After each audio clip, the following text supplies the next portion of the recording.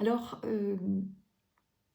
vous avez certainement l'habitude d'entendre les personnes autour de vous s'exprimer de façon factuelle, en énumérant des situations, avec parfois des détails chronologiques, des détails descriptifs, mais principalement des faits. Des faits auxquels elles réagissent et elles vous demandent de réagir aussi. Cette façon d'être en relation et de communiquer est ce qu'on appelle une façon mentale de faire les choses. Et dans certaines cultures, plus que dans d'autres, nous y sommes très très très habitués, c'est très ancré en nous, parce qu'il y a ce phénomène d'entraînement et d'imitation qui fait que depuis que nous sommes petits, nous voyons et entendons et observons que c'est ainsi que les personnes communiquent et partagent. Je crois que ce fonctionnement est en train de toucher à ses limites, évidemment, et que la plupart des personnes ne savent peut-être pas très bien comment faire pour changer de mode relationnel et de communication, parce qu'évidemment, on ne nous l'a pas appris. Et deux, ça montre ses limites évidemment parce que c'est mental, pas pour dire que le mental est mauvais ou qu'il ne sert à rien, évidemment pas, mais parce que le mental n'est qu'une partie de nos compétences et capacités, mais que ça n'est absolument pas l'entièreté de ce que nous sommes et de ce dont nous avons besoin, et que donc quand nous sommes habitués à ne partager que sur un plan mental et intellectuel ou factuel avec ceux qui nous entourent, cela nourrit le besoin de contrôle, de sécurité, de précision et de compréhension, mais cela va appauvrir, affamer, assoiffer, si je puis dire, notre besoin de connexion émotionnelle, de nous sentir vus, entendus, considérés, de sentir que l'autre est accordé avec notre expérience et notre vécu. Et ça n'est pas le mental qui le permet, c'est l'émotionnel. Alors, dans une société,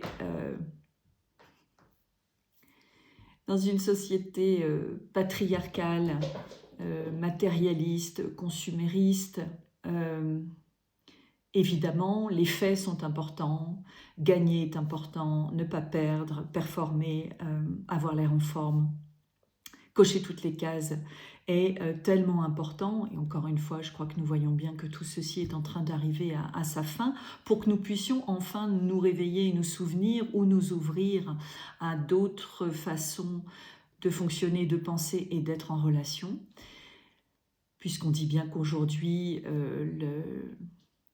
la plus grande souffrance, la plus grande maladie, c'est l'isolement. Et évidemment, puisque l'être humain a tellement besoin d'être en lien, ce qui est évidemment soutenu par toutes les études et recherches en neurobiologie interpersonnelle. Mais donc, nous allons évidemment observer donc toute cette façon mentale, intellectuelle et factuelle d'être en relation les uns avec les autres. Et évidemment, on peut comprendre cette insatisfaction qui gronde en nous depuis peut-être longtemps, sur laquelle nous mettons des couches et des couches pour que ça se rendorme. Une insatisfaction chronique, une perte de sens, un sentiment de solitude inexpliqué.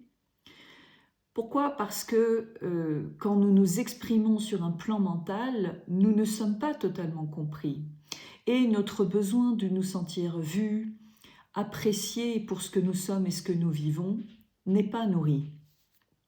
Donc, c'est comme si depuis très longtemps ou depuis toujours, un seul besoin peut exister dans nos relations et notre communication, et cet autre besoin tellement important, plutôt cerveau droit, est complètement oublié, ignoré, et donc n'est pas nourri.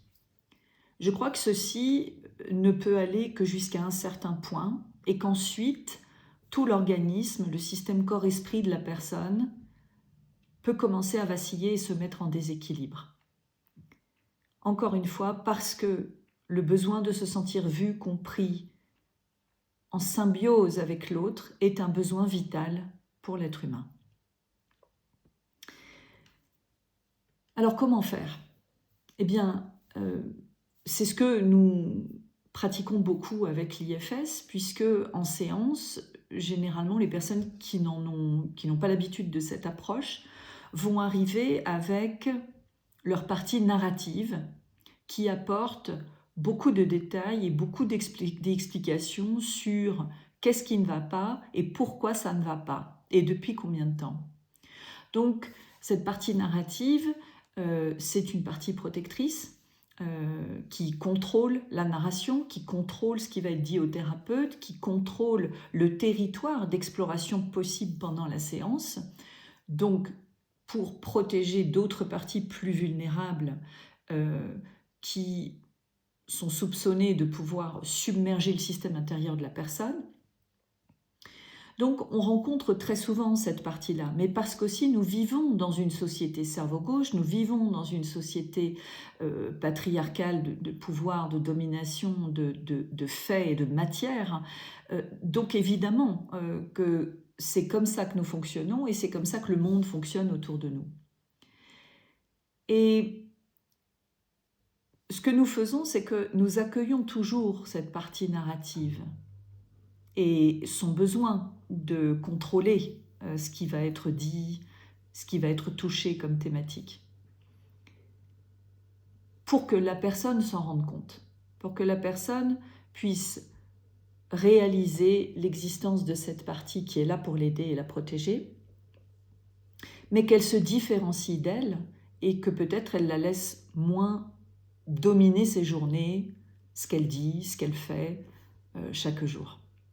Et puis ensuite, pendant l'accompagnement, nous allons peut-être faire alliance avec cette partie narrative, peut-être obtenir sa confiance et peut-être pouvoir lui poser des questions pour qu'elle puisse nous expliquer qu'est-ce qui lui fait si peur, qu'elle se sente obligée d'être toujours dans ce rôle et de contrôler l'histoire, contrôler ce qui est partagé, ce qui est raconté.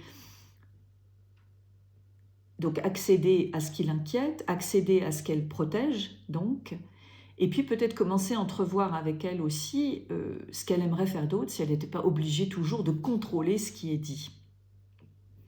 Et là, souvent, on atteint et on accède à des trésors d'informations qui font toujours sens pour la personne d'ailleurs.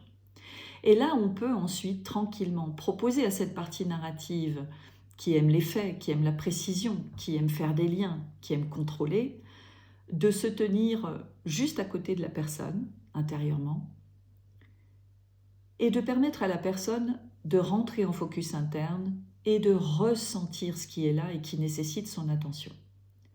Et 10 fois sur 10, on tombe, quand la partie narrative veut bien nous faire confiance, sur d'autres parties qui ont un message urgent, qui ont un besoin à faire connaître, qui sont inquiètes en ce moment de quelque chose de particulier et qui ont besoin de se mettre en lien avec le self de la personne. Et c'est là où on se rend compte, moi qui ai été formée à d'autres approches depuis presque 20 ans que je fais ça, on se rend compte que dans beaucoup d'autres approches, on ne va être en lien, en relation, en communication qu'avec la partie mentale contrôlante, narrative, qui évidemment va nous dire beaucoup de choses intéressantes, mais si on a affaire qu'à elle à chaque fois, on passe évidemment à côté de tout un ensemble de parties qui sont précieuses, qui sont intéressantes, qui ont leur sagesse, leurs ressources et qui ont besoin du soutien de la personne et qui ont besoin d'être remises en lien avec le self de la personne. Donc, je le vois en séance, mais je le vois aussi dans notre société. Comment ce serait si on pouvait, certes, partager des faits, des situations qui nous ont touchés et pourquoi, mais insister surtout sur qu'est-ce qui nous a touchés et comment. Insister sur « je me sens ». Telle chose est arrivée, je me suis sentie comme ça. Et quand je me sens comme ça, j'ai envie d'eux, ou je n'ai plus du tout envie d'eux, et j'aurais besoin d'eux.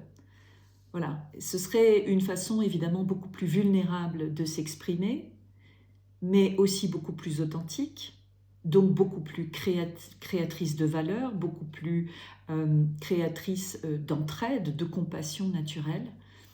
Et je crois que c'est ce vers quoi nous allons, évidemment.